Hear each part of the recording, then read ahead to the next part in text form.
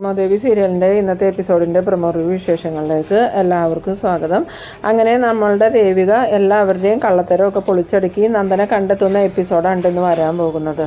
എന്തായാലും എസ്തപ്പാൻ അരുന്ധതിയുടെ വീട്ടിൽ വന്നിട്ട് അരുന്ധതിയോട് ചോദിക്കുന്നുണ്ട്, നിങ്ങൾ എന്തിനാ ആ കെവിനെ അങ്ങോട്ട് പറഞ്ഞു വിട്ടേന്ന്. ആ സമയം അരുന്ധതി പറയുന്നുണ്ട്, എനിക്കൊന്നും മനസ്സിലാകുന്നില്ല, നിങ്ങൾ എന്തൊക്കെയാ ഈ പറയണേ, ആരെ ഞാൻ പറഞ്ഞു വിട്ടു എന്നാ പറയണേന്ന് ചോദിക്കുമ്പം, നിങ്ങൾ അഭിനയിക്കുകയാണോ മാഡം, നിങ്ങളല്ലേ ആ കെവിനെ അങ്ങോട്ട് പറഞ്ഞു വിട്ടത്, എന്തായാലും എനിക്ക് ഈ വീടൊക്കെ ഒന്ന് സെർച്ച് ചെയ്യണമെന്ന് പറയുമ്പോൾ, നിങ്ങളെന്തിനാ എൻ്റെ വീട് സെർച്ച് ചെയ്യണേ, അതിൻ്റെ ആവശ്യമില്ല എന്ന് പറഞ്ഞതും എസ്തപ്പാൻ പറയുന്നുണ്ട്, മാഡം എൻ്റെ അടുത്ത് അഭ്യാസം ഓർക്കരുത്, ആ കെവിൻ വന്ന് എൻ്റെ വീട് ആകെ പരിശോധിച്ചു, അതുകൊണ്ട് എനിക്ക് ഉറപ്പായിട്ടും ഈ വീടും പരിശോധിക്കണം, നന്ദൻ സാറിനെ ഇവിടെയാണോ നിങ്ങൾ താമസിപ്പിച്ചേക്കണേന്ന് അറിയണമല്ലോ എന്ന് പറയുമ്പം അരുന്ധതി പറയുന്നുണ്ട്, എസ്തപ്പാൻ ഞാൻ പറയണത് ദയവ് ചെയ്ത് വിശ്വസിക്കണം, നന്ദൻ എവിടെയാണെന്ന് എനിക്ക് അറിയില്ല, ആ കെവിനും ഇസബല്ലയ്ക്കും അറിയില്ലേ എന്ന് ചോദിക്കുമ്പം ഞാൻ അവരോട് ചോദിച്ചു, പക്ഷേ അവർ പറയണത് അവർക്ക് അറിയില്ല എന്ന് തന്നെയാണ്.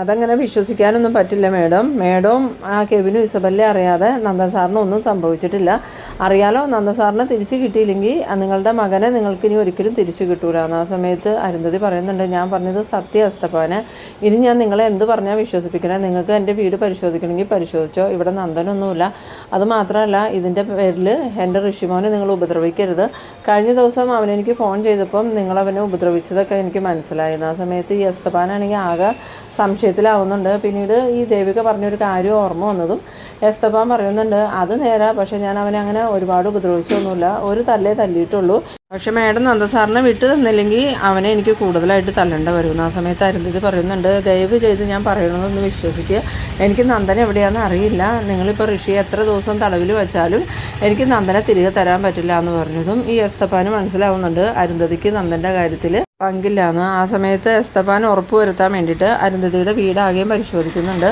അത് കഴിഞ്ഞ് വന്നതും ഞാനിപ്പോൾ പോവുക, നന്ദൻ സാറിനെ കിട്ടിയില്ലെങ്കിൽ ഇനിയും ഞാൻ വരുമെന്നും പറഞ്ഞ് എസ്തപ്പാൻ പോകുന്നുണ്ട്. പിന്നീട് കാണിക്കുന്നത് നമ്മളുടെ ദേവികയും മുരളിയും കാറിൽ പോയിക്കൊണ്ടിരിക്കുന്ന സമയത്ത് ദേവികയുടെ ഫോണിലോട്ടൊരു കോൾ വരുന്നുണ്ട്. കോള് എടുത്ത് നോക്കിയതും ദേവിക മുരളിയോട് പറയുന്നുണ്ട്, മുരളിയേട്ടാ വണ്ടി ഒന്ന് സൈഡാക്കിക്ക്, DGPയെ വിളിക്കണേന്ന്. അങ്ങനെ കോൾ എടുത്തതും എന്താ സാറെന്ന് ചോദിക്കുമ്പോൾ, മാഡം കേസിൻ്റെ അന്വേഷണത്തിൽ ചെറിയൊരു പുരോഗതി ഉണ്ടായിട്ടുണ്ട്, നന്ദനെ കടത്തിക്കൊണ്ടുപോയ വണ്ടിയെക്കുറിച്ച് ഞങ്ങൾക്കൊരു സൂചന കിട്ടിയിട്ടുണ്ടെന്ന്. ആ സമയത്ത് ദേവിക ചോദിക്കുന്നുണ്ട്, അത് ആരുടെ വണ്ടിയാണെന്ന് മനസ്സിലായോ എന്ന് ചോദിക്കുമ്പോൾ, അതിനെക്കുറിച്ച് അന്വേഷണം നടന്നുകൊണ്ടിരിക്കുക, അധികം വൈകാതെ തന്നെ നമ്മൾ നന്ദനിലേക്ക് എത്തുന്നു. ആ സമയത്ത് ദേവിക പറയുന്നുണ്ട്, എത്രയും പെട്ടെന്ന് ആ വണ്ടിയുടെ ഡീറ്റെയിൽ എടുക്കാനുള്ള ഏർപ്പാട് ചെയ്യണം സാർ, നമുക്ക് എത്രയും പെട്ടെന്ന് നന്ദുവിനെ കണ്ടെത്തണം. ആ സമയത്ത് DGP പറയുന്നുണ്ട്, ആ കാര്യത്തിൽ ഒരു സംശയം വിചാരിക്കേണ്ട, ഇന്നല്ലെങ്കിൽ നാളെ നമ്മൾ നന്ദൻ്റെ അടുത്തെത്തും, അന്വേഷണം ഊർജിതമായിട്ട് നടക്കുന്നുണ്ടെന്ന്. എന്നാൽ ശരി സാർ, ഞാൻ പിന്നെ വിളിക്കാം, എന്തെങ്കിലും പുരോഗതി ഉണ്ടെങ്കിൽ വിളിച്ച് അറിയിക്കണമെന്നും പറഞ്ഞ് ദേവിക ഫോൺ കട്ട് ചെയ്യുന്നുണ്ട്. ആ സമയത്ത് മുരളി ചോദിക്കുന്നുണ്ട്, ആരാ ദേവിക വിളിച്ചതെന്ന് ചോദിക്കുമ്പോൾ DGPയെ വിളിച്ചത് നന്ദുവിനെ കടത്തിക്കൊണ്ട് പോയ വണ്ടിയെക്കുറിച്ച് ചെറിയൊരു വിവരം കിട്ടിയിട്ടുണ്ടെന്നാണ് DGP പറഞ്ഞ്, എന്നിട്ട് അവരാ വണ്ടി കണ്ടുപിടിച്ചോന്ന് ചോദിക്കുമ്പം അതിനുള്ള അന്വേഷണം നടന്നുകൊണ്ടിരിക്കുക, എത്രയും പെട്ടെന്ന് നമുക്ക് ആ വണ്ടി കണ്ടുപിടിക്കാൻ പറ്റുമെന്ന് തന്നെയാണ് സാറ് പറഞ്ഞത്. അന്നേരം മുരളി പറയുന്നുണ്ട്, അപ്പോൾ നന്ദൻ്റെ അടുത്തേക്ക് എത്താനുള്ള റൂട്ട് തെളിഞ്ഞിട്ടുണ്ട്, ഇനി എത്രയും പെട്ടെന്ന് നമുക്ക് നന്ദൻ്റെ അടുത്ത് എത്താൻ പറ്റുമായിരിക്കും ഇല്ലേ ദേവിക എന്ന് പറയുമ്പോൾ എനിക്കും ആ കാര്യത്തിലൊരു വിശ്വാസമൊക്കെ ഇപ്പോൾ തോന്നുന്നുണ്ട് മുരളിയേട്ടാ. എന്തായാലും വണ്ടിയുടെ നമ്പർ കിട്ടിയതോടുകൂടി വണ്ടി ആരുടെയെന്ന് കണ്ടെത്താൻ പറ്റും, പിന്നെ ആ വണ്ടിയെ ഫോളോ ചെയ്താൽ നന്ദു എവിടെയാണെന്ന് അറിയാനും പറ്റും. ഇനി നമുക്ക് അധിക ദിവസമൊന്നും കാത്തിരിക്കേണ്ടി വരില്ല, നമ്മളുടെ ഈ യാത്ര നന്ദുവിൻ്റെ അടുത്തേക്ക് തന്നെയാണ്. പിന്നീട് ദേവിക ഞാൻ അച്ഛനോടൊന്ന് പറയട്ടെ എന്നും പറഞ്ഞു ഫോൺ എടുത്ത് സിദ്ധാർത്ഥനെ വിളിക്കുന്നുണ്ട്.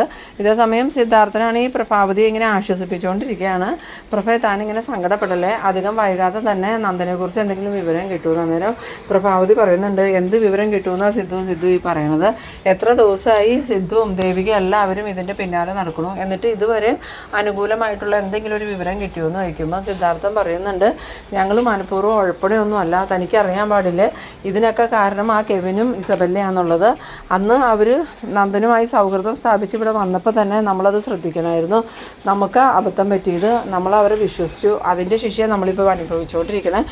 സമയത്ത് പ്രഭാവതി നല്ല ദേഷ്യത്തോടുകൂടി പറയുന്നുണ്ട്, എന്തായാലും നന്ദനെ കണ്ടുപിടിക്കട്ടെ, അതിനുശേഷം ഞാൻ ആ കെവിനെ ഇസബല്ലേനെയും അതുപോലെ അരുന്ധതിനെയും ഒന്ന് നേരിട്ട് കാണുന്നുണ്ട്, ആ കെവിൻ്റെ ഇസബല്ലയുടെ ചെകിട് നോക്കി 2 കൊടുത്താലേ എനിക്ക് സമാധാനമാവുള്ളൂ, ഞാൻ അവരെ എൻ്റെ സ്വന്തം മക്കളെ കൂട്ടാണ് കണ്ടത്, എന്നിട്ടും അവരെന്നോട് ഈ ചതിയല്ലേ ചെയ്തത്, അതുമാത്രമാണോ നന്ദനെ എത്ര ദിവസം അവർ മാനസികമായി ടോർച്ചർ ചെയ്തത്, അങ്ങനെ അവർ സംസാരിച്ച് നിൽക്കുമ്പം ഈ സിദ്ധാർത്ഥൻ്റെ ഫോൺ ബെല്ലടിക്കുന്നുണ്ട്. ഫോൺ എടുത്ത് നോക്കിയതും ദേവിക മോളെ ആളെ വിളിക്കണമെന്നും പറഞ്ഞ് സിദ്ധാർത്ഥൻ കോൾ അറ്റൻഡ് ചെയ്തിട്ട് എന്താ മോളെ എന്തെങ്കിലും വിശേഷം ഉണ്ടോ എന്ന് ചോദിക്കുമ്പോൾ ഞാനിപ്പോൾ അച്ഛനെ വിളിച്ചത് ഒരു പ്രത്യേക കാര്യം പറയാൻ വേണ്ടിയിട്ടാണ്. ഇപ്പം എന്നെ DGP വിളിച്ചിട്ടുണ്ടായിരുന്നു. DGP എന്താ പറഞ്ഞതെന്ന് ചോദിക്കുമ്പോൾ അത് വേറൊന്നുമല്ല, നന്ദുവിനെ തട്ടിക്കൊണ്ട് പോയ വണ്ടിയുടെ നമ്പർ പോലീസിന് കിട്ടിയിട്ടുണ്ട്. അധികം വൈകാതെ തന്നെ നമുക്ക് നന്ദുയുടെ അടുത്തേക്ക് എത്താൻ പറ്റുമെന്നാണ് DGP പറഞ്ഞിരുന്നു. ആ സമയത്ത് സിദ്ധാർത്ഥൻ ചോദിക്കുന്നുണ്ട് നേരാണോ മോളെ, വണ്ടിയെക്കുറിച്ചുള്ള വിവരം കിട്ടിയെങ്കിൽ ഇനിയിപ്പോൾ നന്ദനെ കണ്ടുപിടിക്കാൻ വലിയ ബുദ്ധിമുട്ടൊന്നും ഉണ്ടാവില്ലല്ലോ എന്ന് പറയുമ്പം ആ വണ്ടിയുടെ പിന്നാലെ തന്നെ പോലീസുണ്ട്, അധികം വൈകാതെ തന്നെ നമുക്ക് നന്ദനെ കണ്ടെത്താൻ പറ്റുമോ അച്ഛാന്ന്.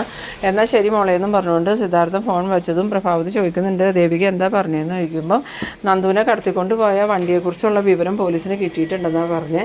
ഇനി നമുക്ക് അധികം വൈകാതെ തന്നെ നന്ദനെ കണ്ടെത്താൻ പറ്റുമെന്നാണ് ദേവിക പറയണേന്ന് പറഞ്ഞതും പ്രഭാവതിക്ക് സന്തോഷമാവുന്നുണ്ട്. എൻ്റെ പ്രഭാവതി പറയുന്നുണ്ട് എന്നാലും മോൾ അന്വേഷിച്ച് അവിടം വരെ എത്തിയില്ലോ സിദ്ധു, ഞാൻ ഒരുപാട് കുറ്റപ്പെടുത്തി, എന്നാലും അവൾ അന്വേഷണത്തിൽ പുറകോട്ടൊന്നും പോയില്ലല്ലോ എന്ന് പറയുമ്പോൾ സിദ്ധാർത്ഥൻ ചോദിക്കുന്നുണ്ട് ദേവികയെ ഇതുവരെ തനിക്ക് മനസ്സിലായിട്ടില്ലേ, നന്ദനുമായി പിണങ്ങി പോയിട്ടും ദേവിക ഇങ്ങോട്ട് വന്നത് നമ്മളുടെ കുടുംബത്തിനൊരു ആപത്ത് വന്നു എന്ന് പറഞ്ഞിട്ടാ. എന്തായാലും നന്ദനെ തിരികെ കിട്ടാതെ ഇനി മോൾ അടങ്ങൂരാണ്. പിന്നീട് കാണിക്കുന്നത് നമ്മളുടെ രജനീനെ ഗിരീഷിനെയാണ്. രജനിയാണെങ്കിൽ ഗിരീഷിനോട് പറയുന്നുണ്ട് നന്ദനെ ഇപ്പോൾ കണ്ടെത്തും എന്ന് പറഞ്ഞിട്ട് നന്ദനെ കുറിച്ച് ഒരു വിവരം ഇല്ലല്ലോ ഗിരി എന്ന് പറയുമ്പം ഈ നന്ദനാണെങ്കിൽ ഇത് കേട്ടിട്ട് ദേഷ്യം വരുന്നുണ്ട്. നീ എന്തൊക്കെയാണ് രജനി പറയണത്, കണ്ടെത്തുമെന്ന് പറഞ്ഞാൽ നമ്മളുടെ കയ്യിലിരിക്കുവാണോ നന്ദൻ, എന്തായാലും അധികം വൈകാതെ തന്നെ ദേവികയായിട്ട് തന്നെ നന്ദനെ കണ്ടെത്തിക്കോളൂ. അന്നേരം രജനി പറയുന്നുണ്ട് എനിക്കതിലൊരു വിശ്വാസമില്ല, ദേവിക മനഃപൂർവ്വം അവനെ കണ്ടെത്താതിരിക്കണേ എന്ന് പറയുമ്പം ഈ ഗിരി പറയുന്നുണ്ട് എന്നാൽ പിന്നെ നീ ഒരു പണി ചെയ്യ്, നന്ദൻ എവിടെയാണെന്ന് നിനക്ക് അറിയാമെങ്കിൽ നീ തന്നെ പോയി കണ്ടുപിടിച്ചുകൊണ്ട് വന്നു. അത് കേട്ടതിന് രജനിക്ക് നല്ല ദേഷ്യം വന്നിട്ട് രജനി ചോദിക്കുന്നുണ്ട് ഗിരി എന്താ എന്നെ കളിയാക്കണമെന്ന് നോക്കുമ്പോൾ പിന്നെ ഇങ്ങനെയൊക്കെ സംസാരിച്ചാൽ ഞാൻ പിന്നെ എന്ത് പറയാനാ, ദേവിക മനഃപൂർവ്വം നന്ദനെ കണ്ടെത്താതിരിക്കാനാണെങ്കിൽ ഇതിൻ്റെ പിന്നാലെ ഇങ്ങനെ നടക്കേണ്ട കാര്യമൊന്നുമില്ലല്ലോ എന്ന് പറയുമ്പോൾ രജനി പറയുന്നുണ്ട് അവൾ പിന്നാലെ നടന്നിട്ട് ഇപ്പം എന്താ പ്രയോജനം ഉണ്ടായത്, നന്ദനെക്കുറിച്ച് ഒരു വിവരം ഇല്ലല്ലോ, അന്ന് ആ എസ്തപ്പാൻ്റെ വീട്ടിൽ കൊണ്ടുപോയി താമസിപ്പിച്ച സമയം കൊണ്ട് ആ പോലീസ് സ്റ്റേഷനിൽ ഹാജരാക്കിയായിരുന്നു, നന്ദനിപ്പോൾ ഇങ്ങനത്തെ ആപത്തൊന്നും ഉണ്ടാവില്ലായിരുന്നു എന്ന് പറയുമ്പം ഈ ഗിരി പറയുന്നുണ്ട് അതും ദേവിക കാരണമാണെന്നാണോ നീ പറയണത്, ആ ഋഷിയെ കൊന്നെന്നും പറഞ്ഞ് എല്ലാവരുടെയും മുന്നിൽ കൊലയാളിയായത് നന്ദൻ തന്നെയല്ലേ എന്ന്. അന്നേരം രജനി പറയുന്നുണ്ട് അതിന് നന്ദൻ ഋഷിയെ കൊന്നിട്ടൊന്നുമില്ലല്ലോ എന്ന് പറയുമ്പം അതും കണ്ടുപിടിച്ചത് നീയാണോ, അത് കണ്ടുപിടിച്ചത് ദേവികയും ശാരികയും ചേർന്നല്ലേ, അല്ലെങ്കിൽ ഇപ്പോഴും നമ്മൾ നന്ദനൊരു കൊലയാളിയാണെന്ന് തന്നെ വിചാരിക്കൂലായിരുന്നോ. എന്തായാലും ആ ഇസബല്ലയുടെയും കെവിൻ്റെയും കൂട്ടുകൂടാൻ തുടങ്ങിയ പിന്നെ ആ നന്ദൻ്റെ ജീവിതം ഇങ്ങനെയായിരുന്നു. ഇത് കാണിക്കുന്നത് നമ്മളുടെ ഇസബല്ലേനെയാണ്. ഇസബല്ലയാണെങ്കിൽ കെവിനെ കാണാതെ ഇങ്ങനെ ടെൻഷനായിട്ടിരിക്കുകയാണ്.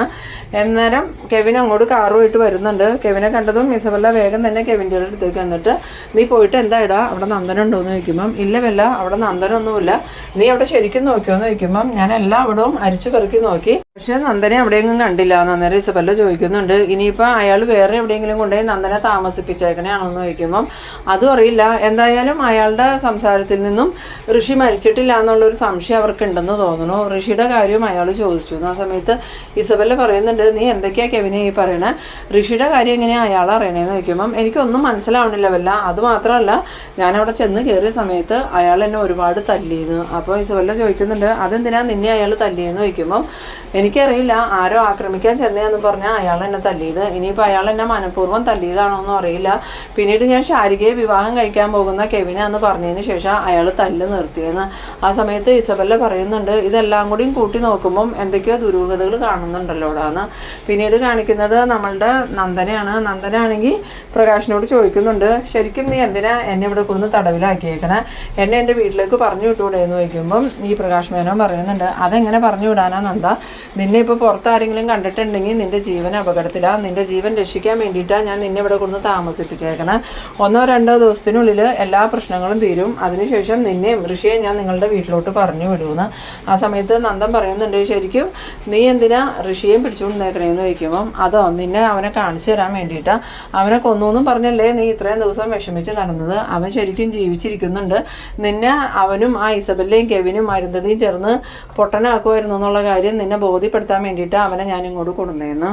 നേരം നന്ദൻ ചോദിക്കുന്നുണ്ട് ഈ കാര്യങ്ങളൊക്കെ നീ എങ്ങനെ അറിഞ്ഞ പ്രകാശെന്ന് ചോദിക്കുമ്പം അതൊക്കെ ഞാൻ അറിഞ്ഞു, എനിക്ക് വേണ്ടപ്പെട്ടവർക്ക് എന്തെങ്കിലും ഒരു ആപത്ത് സംഭവിച്ചാൽ അവരെ രക്ഷിക്കേണ്ടത് എൻ്റെ ഉത്തരവാദിത്തം അല്ലേ, അതുകൊണ്ട് നിൻ്റെ കാര്യങ്ങളെല്ലാം ഞാൻ അന്വേഷിച്ചറിഞ്ഞതാണ്. പിന്നീട് പ്രകാശ് മേനോൻ നേരെ ചെല്ലുന്നത് ഋഷിയുടെ അടുത്തേക്കാണ്. ഋഷിയുടെ അടുത്ത് ചെല്ലുമ്പോൾ ഋഷി ചോദിക്കുന്നുണ്ട് നിങ്ങൾ എന്തിനാ എന്നെ ഇങ്ങനെ തടവിലാക്കിയേക്കണേ, ഞങ്ങളെ രണ്ടുപേരെയും കൊല്ലാനാണോ എന്ന് ചോദിക്കുമ്പോൾ ഞാൻ എന്തിനാ നിങ്ങളെ കൊല്ലണേ, അല്ലെങ്കിൽ തന്നെ ചെയ്യാത്തൊരു കുറ്റത്തിൻ്റെ പേരിൽ ഞാനിപ്പോൾ ജയിലിൽ കിടക്കുക, ഇപ്പോൾ പരോളിൽ ഇറങ്ങിയതല്ലേ, പരോളിൽ കഴിഞ്ഞ് ഞാൻ തിരിച്ചു പോകുന്നതിന് മുമ്പായിട്ട് ഇവിടുത്തെ എല്ലാ പ്രശ്നവും പരിഹരിച്ച് നിങ്ങളെ രണ്ടുപേരെയും നിങ്ങളുടെ വീട്ടിലോട്ട് പറഞ്ഞു വിടുന്നു. ആ സമയത്ത് ഋഷി ചോദിക്കുന്നുണ്ട്, അപ്പോൾ താൻ നേരത്തെ പറഞ്ഞത് നന്ദനെ കൊല്ലാനാന്നാലോ എന്ന് പറയുമ്പോൾ, അത് ഞാൻ നിന്നോട് വെറുതെ പറഞ്ഞതല്ലേ, ഞാൻ എന്തിനാ നന്ദനെ കൊല്ലണേ? അപ്പോൾ പ്രകാശിന് ചന്ദ്രോത്തുകാരോട് ശത്രുതയൊന്നുമില്ലേ എന്ന് ചോദിക്കണം. അന്നേരം പ്രകാശ് മേനോൻ പറയുന്നുണ്ട്, അതിന് ഞാനെന്തിനാ അവരോട് ശത്രുത കാണിക്കണേ? അങ്ങനെയാണെങ്കിൽ ഞാൻ ശത്രുത കാണിക്കേണ്ടത് നിൻ്റെ അമ്മയോടല്ലേ എന്ന്. ആ സമയം ഋഷി ചോദിക്കുന്നുണ്ട്, അതിന് അമ്മയും നിങ്ങളും തമ്മിൽ എന്ത് ബന്ധം ഉണ്ടായിട്ടാണ് എൻ്റെ അമ്മയോട് ശത്രുത കാണിക്കണേന്ന് ചോദിക്കുമ്പം, അന്നൊരു മീര മരിച്ചതിനെക്കുറിച്ച് ഞാൻ പറഞ്ഞില്ലേ, ശരിക്കും ആ മീര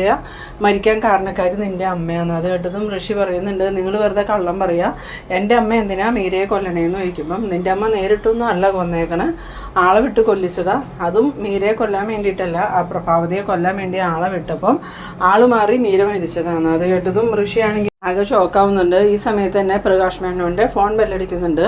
ഫോൺ എടുത്ത് നോക്കിയതും പ്രകാശ് മേനോൻ വെപ്രാളത്തോടുകൂടി കോൾ അറ്റൻഡ് ചെയ്തിട്ട് എന്താടാന്ന് ചോദിച്ചതും, സാറേ ഒരു പ്രശ്നം ഉണ്ടെന്ന് പറയണം. ആ സമയത്ത് പ്രകാശ് മേനോൻ ചോദിക്കുന്നുണ്ട്, എന്ത് പ്രശ്നമാടാന്ന് ചോദിക്കുമ്പോൾ, സാർ എത്രയും പെട്ടെന്ന് അവരെ അവിടെ നിന്ന് മാറ്റിക്കോ, പോലീസിൻ്റെ അന്വേഷണം അങ്ങോട്ടേക്ക് ആയിട്ടുണ്ട്, പോലീസിന് നന്ദനെ തട്ടിക്കൊണ്ടുപോയ വണ്ടിയെക്കുറിച്ച് സൂചന കിട്ടിയിട്ടുണ്ട്, അതുകൊണ്ട് ഇനി അവരെ അവിടെ നിർത്തിയിട്ടുണ്ടെങ്കിൽ അത് അപകടമാണെന്ന് പറഞ്ഞതും പ്രകാശ് മേനോൻ പറയുന്നുണ്ട്, നിങ്ങളോട് ഞാനതൊക്കെ സൂക്ഷിക്കണമെന്ന് പറഞ്ഞതല്ലേ, എന്നിട്ട് എങ്ങനെയാണ് ഇതൊക്കെ പോലീസിന് അറിയാൻ പറ്റിയെന്ന് ചോദിക്കുമ്പോൾ, അതൊന്നും അറിയില്ല സാറേ, എന്തായാലും സ്പെഷ്യൽ അന്വേഷണ ടീം ഇറങ്ങിയിട്ടുണ്ട്, അവരെ ഇതൊക്കെ കണ്ടുപിടിച്ചേക്കണേ, എത്രയും പെട്ടെന്ന് നന്ദനെ ഋഷിയെ അവിടെ നിന്ന് മാറ്റിയില്ലെങ്കിൽ നമുക്ക് പണിയാവും കേട്ടോന്ന്. അങ്ങനെ പ്രകാശ് മേനോൻ ഫോൺ കട്ട് ചെയ്തിട്ട് വെപ്രാളത്തോടുകൂടി ആരെയോ വിളിക്കുന്നുണ്ട്.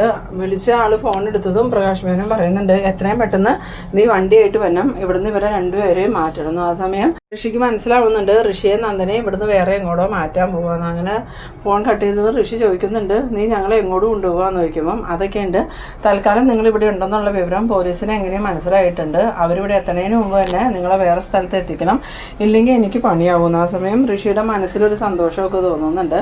എന്നിട്ട് ഋഷി മനസ്സിൽ വിചാരിക്കുന്നുണ്ട്, ഇനിയിപ്പോൾ നീ ഞങ്ങളെ എങ്ങോട്ട് മാറ്റിയിട്ടും കാര്യമില്ലടാ, പോലീസ് ഞങ്ങളുടെ പിന്നാലെ തന്നെ വരും, എന്തായാലും ഇനി അധിക ദിവസമൊന്നും നിൻ്റെ ഈ നാടകം നടക്കൂലെന്ന്. പിന്നീട് നന്ദനെ ഋഷിനെ താമസിപ്പിച്ചേക്കുന്ന സ്ഥലത്തേക്ക് ഒരു വണ്ടി വരുന്നുണ്ട്. ആ വണ്ടിയുടെ സൗണ്ട് കേട്ടതും പ്രകാശ് മോഹനാണെങ്കിൽ വേഗം ആ വണ്ടിയുടെ അടുത്തേക്ക് എന്നിട്ട്, നിങ്ങൾ എത്തിയില്ലേ, എത്രയും പെട്ടെന്ന് അവന്മാരെ വേറെ സ്ഥലത്തേക്ക് മാറ്റണം എന്ന് പറയുമ്പം അവർ ചോദിക്കുന്നുണ്ട്, എങ്ങോട്ടാ സാറേ മാറ്റേണ്ടതെന്ന് ചോദിച്ചതും, തൽക്കാലം നിങ്ങൾ അവന്മാരെ വണ്ടി കയറ്റിക്കോ, സ്പോട്ടൊക്കെ ഞാൻ പറഞ്ഞുതരാം. ഒരു ഗുണ്ടകളാണെങ്കിൽ ചെന്ന് ഋഷിനെ വാടാന്നും പറഞ്ഞ് വിളിക്കുമ്പം ഋഷി ചോദിക്കുന്നുണ്ട്, നിങ്ങൾ എന്നെ എങ്ങോട്ട് കൊണ്ടുപോകാന്ന്. ആ സമയത്ത് പ്രകാശ് മേനോനാണെങ്കിൽ ഈ ഋഷിയുടെ നേരെ ദേഷ്യത്തോടു കൂടി നോക്കുന്ന ആ ഒരു സീനിലാണ് എപ്പിസോഡ് അവസാനിക്കുന്നത്.